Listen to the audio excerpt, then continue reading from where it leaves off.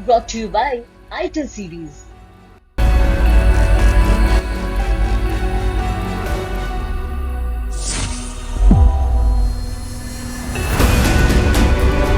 RLD से तो जो चौधरी अजीत सिंह हैं वो भी लड़े थे और उससे पहले जो है चौधरी चरण सिंह भी वहां से चुनाव हारे।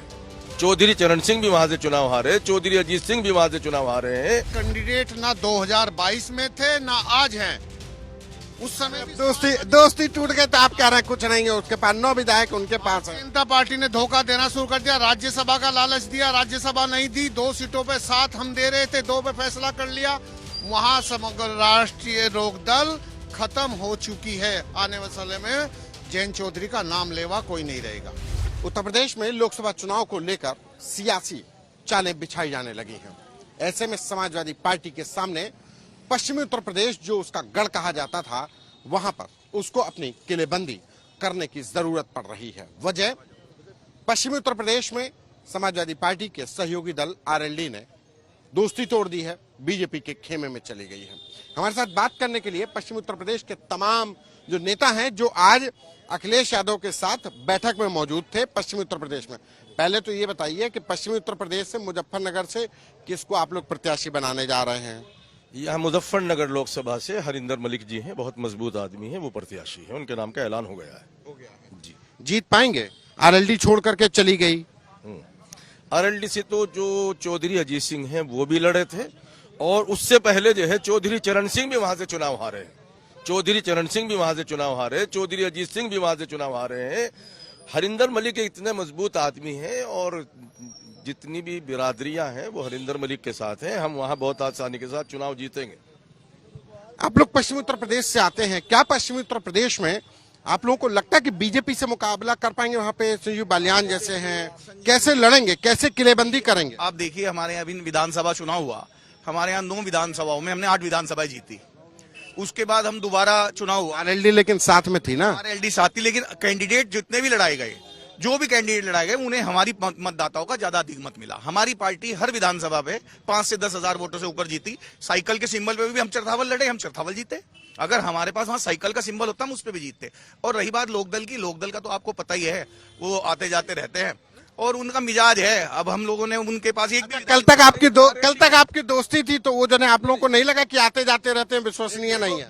दोस्ती में फर्क कब आएगा? जब दोस्त धोखा करेगा। आरएलडी की बात कर रहे हैं आप, आरएलडी की बात कर रहे हैं। बागपत में तो भी तो आरएलडी थी, बागपत में भी तो आरएलडी थी और 2022 में ही 3 में से 1 सीट जीत पाई, इसलिए कि मुस्लिम तादाद वहां कम है। तो वहां क्या हुआ, वहां आरएलडी नहीं थी और मुजफ्फरनगर में, शामली में 9 में से 8 जीत पाए। मुस्लिम तादाद की एक मिनट आप तक आते हैं, लेकिन बीएसपी भी कहा जा रहा है कि बीएसपी भी पश्चिमी उत्तर प्रदेश में मुस्लिम वोट बैंक के बंटवारे के लिए वहां पे मुस्लिम कैंडिडेट उतारेगी। वो आपके साथ नहीं, उसका इफेक्ट आप लोग कैसे? एक तरफ बीजेपी काउंटर, दूसरी तरफ आपके पास आरएलडी साथ नहीं, तीसरी बात बसपा में भी मुस्लिम कैंडिडेट उतारेगी। तब देखिए 2022 में भी विधानसभा में ज्यादातर मुस्लिम कैंडिडेट उतारे, उनका रिजल्ट देख लो। मुसलमान जो है बीएसपी को रिजेक्ट कर चुका है। वो ये समझता है कि बीएसपी जो है ये बीजेपी की बी टीम है और सिर्फ ये सेकुलर पार्टी के जो कैंडिडेट है उनको हराने के लिए मुस्लिम कैंडिडेट लाती है, इसलिए मुसलमान जो है बीएसपी को वोट नहीं देता है। कितना बड़ा मुस्लिम चेहरा लिया, मुसलमान वोट नहीं देगा। अच्छा, आप कुछ कह रहे थे? मैं कह रहा था आरएलडी के पास कैंडिडेट ना 2022 में थे ना आज हैं। उस समय दोस्ती टूट गए तो आप कह रहे हैं कुछ नहीं है उसके पास, 9 विधायक उनके पास है। जनता पार्टी ने धोखा देना शुरू कर दिया। राज्यसभा का लालच दिया, राज्यसभा नहीं दी। 2 सीटों पे 7 हम दे रहे थे, 2 पे फैसला कर लिया। वहां समग्र राष्ट्रीय लोकदल खत्म हो चुकी है। आने वाले समय में जयंत चौधरी का नाम लेवा कोई नहीं रहेगा। पश्चिमी उत्तर प्रदेश में जाट और मुस्लिम जो एक गठजोड़ है, क्या वो स्थायी रहेगा समाजवादी पार्टी के साथ? क्योंकि बीजेपी काउंटर कर रही है, वहां पे संजीव बालियान भी रहेंगे। वहां जाट और मुस्लिम एक साथ मिलकर के वोटिंग करता है और हरिंदर मलिक जाट के बड़े नेता है, किसान नेता हैं। उनके नेतृत्व में पहले भी चुनाव वो 40-50% जाट लेते हैं। अब तो लहराई हुई खेती है, काटना काम हरिंदर मलिक करेंगे और चुनाव जीत कर करके और लोक दल को वहां उसी के गढ़ में हराने का काम समाजवादी पार्टी में हरिंदर मलिक करेंगे। जाट के और किसान के बड़े नेता हैं। अच्छा, आपसे सवाल कर लेते हैं कि आखिर क्या वजह है कि समाजवादी पार्टी के साथ आने वाले लोग छोड़ के चले जाते हैं। पहले ओम प्रकाश राजभर, फिर आरएलडी और अब पल्लवी पटेल जो समाजवादी पार्टी की ही विधायक है, उन्हीं के सिंबल पे विधायक है, वो भी नाराजगी दिखा रही हैं। तो कहाँ ये गड़बड़ हो जाती है? और ये ऐसा तो नहीं है कि अखिलेश यादव किसी चक्रव्यूह में बीजेपी के में फंस गए हैं?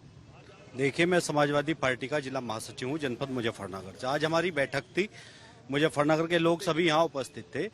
हमारे नेता का तो दिल बड़ा है, वे सभी को सम्मान देते हैं, सभी की मदद करते हैं। आप राष्ट्रीय लोकदल को देख लीजिए, क्या स्थिति थी राष्ट्रीय लोकदल की, और हमारे नेता ने, हमारी पार्टी ने उनका सहयोग करा और उनके 9 एमएलए जीते और राज्यसभा भी दी। ऐसा नहीं है, समाजवादी पार्टी सबका सम्मान करती है। और जो लोग ये इस तरह से धोखा दे के जा रहे हैं तो जनता देख रही है, और 2024 के चुनाव में जनता इनको जवाब देगी, क्योंकि मौका परस्त लोग हैं जो इस तरह का छल अब पार्टी के साथ में कर रहे हैं चुनाव के टाइम पर। उत्तर प्रदेश की जनता सब देख रही है और वो 2024 के लोकसभा के चुनाव में इन्हें बड़ा जवाब देगी। देखना आप क्या स्थिति होगी पश्चिमी उत्तर प्रदेश के अंदर राष्ट्रीय लोकदल की भी आने वाले समय में। 2024 के चुनाव को लेकर कहीं बीजेपी ने तो ऐसा कोई मतलब एक चक्र तो नहीं, ऐसा एक प्लान रच दिया कि जिसमें अखिलेश यादव अलग थलग पड़ गए, पार्टी में जो लोग साथ में थे वो छोड़ के चले गए, और पार्टी में ही पल्लवी पटेल अब कह रही है कि नहीं, पीडीए के हिसाब से आपने नहीं दिया, तो एक विरोध वहां पर भी शुरू हो गया। स्वामी प्रसाद मौर्य का फैक्टर अलग है कि पार्टी में वो स्वामी प्रसाद मौर्य कह रहे हैं कि मेरी बात कोई पार्टी का बयान नहीं माना जाता। वहां पे पार्टी के अंदर नाराजगी, तो इसके ये कहीं कई चक्र में तो नहीं फंस गए हैं? देखिए, मैं मुजफ्फरनगर से हूँ और समाजवादी पार्टी का प्रदेश कार्यकारिणी सदस्य हूँ। आज 2024 के लिए लोकसभा के लिए एक मीटिंग बुलाई गई थी मुजफ्फरनगर से राष्ट्रीय अध्यक्ष ने। और राष्ट्रीय लोकदल की मैं बात कह दूं, कभी भी राष्ट्रीय लोकदल की जब भी कोई सीट आई तो वो मुस्लिम कॉम्बिनेशन से आई, और मुस्लिम समझ चुका है ये भारतीय जनता पार्टी में चले गए। आने वाले वक्त में जैसे कहते राष्ट्रीय लोकदल, लोकल दल, अब वो लोकल दल बन के रह गया। हमारे राष्ट्रीय अध्यक्ष जी का बड़ा दिल था, उन्होंने अपनी साथ लगाया। साथ लगाने के बाद में उनकी जो है 6-7 सीटें आई, 8 सीटें 9 सीट आई। अब देख लेना आप, ये राष्ट्रीय लोकदल से लोकल दल बन के रह जाएगा। अच्छा, ये बताइए कि बीजेपी ने भी 22 जनवरी को राम मंदिर, बड़ा भव्य राम मंदिर का आयोजन किया। दुबई में भी मोदी जी गए, वहां पे भी मंदिर का उद्घाटन हो गया। और दुबई से कहते हैं कि दुबई से मुसलमानों को रिझाने के लिए वहां से वो आशीर्वाद, और वहां के जो शेख का आशीर्वाद और जो दोस्ती है वो एक बड़ा लेकर के आ रहे हैं मोदी जी। तो क्या वो आशीर्वाद यहाँ उत्तर प्रदेश के मुसलमान देंगे बीजेपी को? देखिए, जहाँ तक दुबई की बात है, वो मुस्लिम कंट्री है, इस्लामी कंट्री नहीं है। इस्लामी कंट्री जो है वो सऊदी अरब है, तो वहाँ का अगर कोई संदेश होता तो अलग बात थी। देखिए, राम मंदिर बना है, उनको मुबारक हो, लेकिन जजों ने जो फैसला दिया था वो कुछ और था। उसका कुछ इफेक्ट पड़ेगा वोट बैंक पर? कुछ नहीं पड़ेगा, लोग समझ गए हैं। देखिए, जनता को रोजगार चाहिए, और इस वक्त जो महंगाई है उससे निजात चाहिए। हिंदू मुस्लिम प्यार चाहिए। महंगाई पे बात नहीं करेंगे, बेरोजगारी पे बात नहीं करेंगे। हिंदू मुस्लिम मंदिर मस्जिद, हिंदू मुस्लिम मंदिर मस्जिद, इसके अलावा कुछ नहीं। अब जनता जो है इन मुद्दों से थक चुकी है, उनको रोजगार चाहिए। रोजगार जो है बीजेपी वाले देने में सक्षम नहीं है। जब मनमोहन सिंह जी प्रधानमंत्री थे, उस वक्त हमारे मुल्क पे कितना कर्जा था, आज उससे जो है 2 गुना कर्जा, 2.5 गुना कर्जा बढ़ चुका है। मुल्क तो तमाम अर्थशास्त्री कह रहे हैं कि हम दुनिया की तीसरी सबसे बड़ी इकोनॉमी बन गए, तीसरी इकोनॉमी बनने जा रहे हैं। कहने से, सिर्फ वो कहने भर से अगर काम चल जाता तो कुछ भी कहते कि मैं सारी दुनिया का बादशाह हूं, तो कहने से तो नहीं होने का। उसके करने के लिए प्रूफ तो चाहिए ना, तो प्रूफ कुछ है नहीं है। बेरोजगारी क्या है, वो तो खुद ही साबित कर रहे हैं कि भाई हम इतने करोड़ लोगों को जो है मुफ्त में अनाज दे रहे, तो इसका मतलब ये 80 करोड़ को जो दे रहे हैं, तो ये वो लोग हैं कि जो भूखमरी का शिकार है, तभी तो सरकार दे रही। और अगर ये बीजेपी बार बार मुजफ्फरनगर दंगे की बात करती है, मुजफ्फरनगर दंगे की बात करती है, वो मुजफ्फरनगर दंगे का साइड इफेक्ट अभी तक है वहां पर? देखिए, अगर मुजफ्फरनगर में दंगे का कोई असर होता तो यहाँ जाट भी है, सैनी भी है, यहाँ सब खड़े हुए हैं। वहां तो कोई असर नहीं है, लेकिन इनकी बयानबाजियों में जरूर होगा।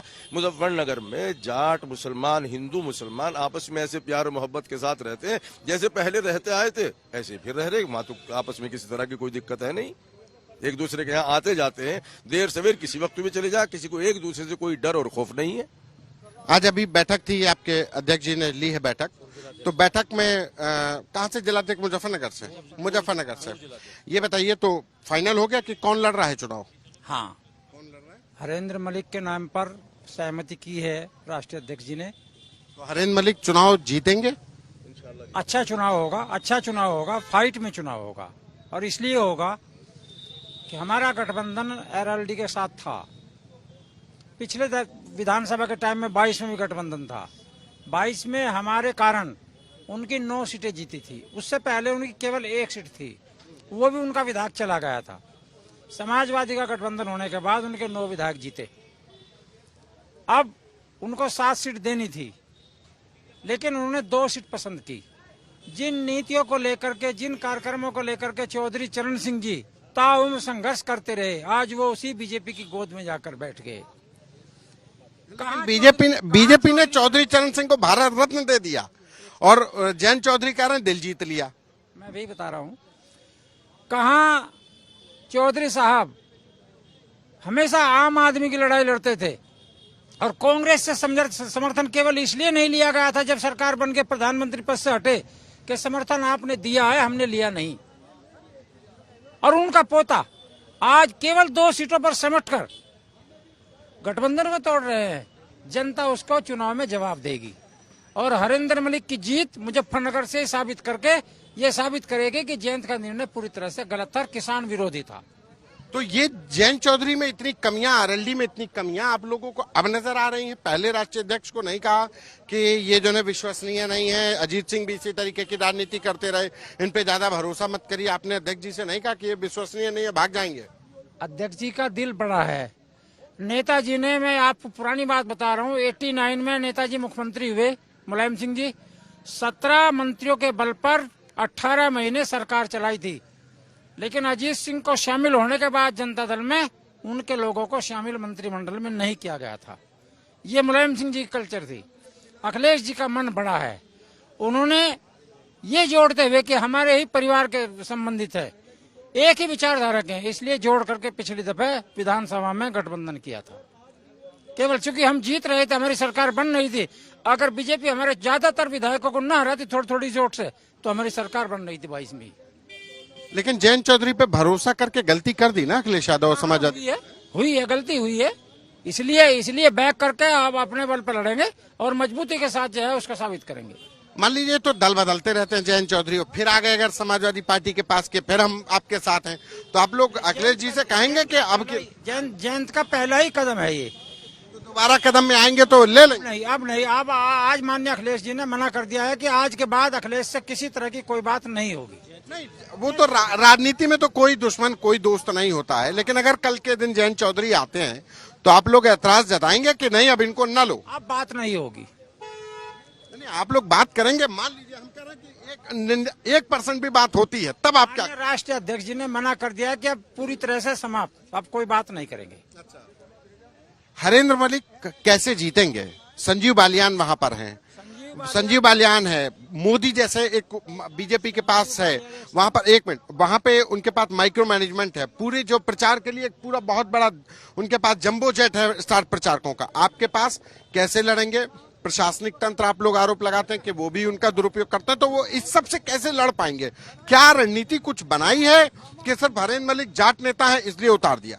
बीजेपी हमेशा अति पिछड़ी वोटों के बल पर चुनाव जीतती रही है, जो गरीब तबके किसान से संबंधित वोटे हैं, और उन वोटों पर हम लोग सारे मिलकर, सैनी, पाल, कश्यप, बहुत मजबूती के साथ हम माननीय अखिलेश जी के नेतृत्व में अब की बार समाजवादी पार्टी को वोट करने जा रहे हैं। समाजवादी पार्टी को और किसानों को पूरी तरह से धोखा दिया है बीजेपी ने। किसानों की कोई मांग नहीं मानी है, किसानों के साथ दुर्व्यवहार किया है। 800 किसान मर गए, उनको किसी तरह का कोई मुआवजा नहीं है, इसलिए उनका जो है मुंह तोड़ जवाब अब की बार दिया जाएगा। उत्तर प्रदेश का किसान तो ये जो बॉर्डर घेरा जा रहा है उसमें तो साथ है नहीं? नहीं, उत्तर प्रदेश का किसान भी उसमें साथ है, अब धीरे धीरे बढ़ेगा। अभी उधर का चल रहा, फिर इधर का चलेगा। पिछले दफे भी आपने देखा होगा 1 साल तक संघर्ष चला था। उत्तर प्रदेश की भागीदारी हरियाणा पंजाब से कम नहीं तो उससे ज्यादा थी। तो इस बार ये जो किसान आंदोलन है, जो जाट वोट बैंक है, उसके सहारे मतलब टक्कर देंगे, जीत में भी शंका, जाट का बहुत बड़ा हिस्सा हम लोगों को मिलने जा रहा है। जीत में भी शंका। हाँ हाँ, नहीं नहीं है शंका, नहीं, जीत में शंका नहीं है। हाँ। कहाँ से आए हैं आप? अच्छा, अयोध्या से। क्या नाम है? ब्रजेश कुमार सिंह। अच्छा, ब्रजेश कुमार सिंह। मतलब कहाँ से? अयोध्या में कहाँ से? बीकापुर विधानसभा पड़ता है। ये बीकापुर अभय सिंह वाली है। बीकापुर नहीं है, बीकापुर वो विधायक कौन है वहाँ से? यहाँ मित्र अमित सिंह है बीजेपी से। बीजेपी से। आनंद सिंह जी तो ये बताइए कि ये जो राम मंदिर आंदोलन और ये राम मंदिर जो बन गया, इसका आप लोग कुछ काउंटर कर पाएंगे? अयोध्या में क्या हाल है? अयोध्या में कुछ करेगी समाजवादी पार्टी? क्योंकि वहां पर तो कह रहे हैं कि अयोध्या का ही एनर्जी लेकर के पूरे देश में छाने वाली है बीजेपी। देखिए, जिस अयोध्या के नाम पे पूरे देश में इनकी राजनीति हो रही है, वो अयोध्या भारतीय जनता पार्टी के द्वारा हमेशा उपेक्षित रही है। आप ये बताइए, अयोध्या के विधायक को कभी मंत्री नहीं बनाया गया। एक बार लल्लू सिंह को राज्य मंत्री जबरदस्ती दबाव डाल के बनाया गया। दो बार से लल्लू सिंह सांसद हो, कभी भारतीय जनता पार्टी के लिए उनको केंद्र में मंत्री बनाने की सोचा।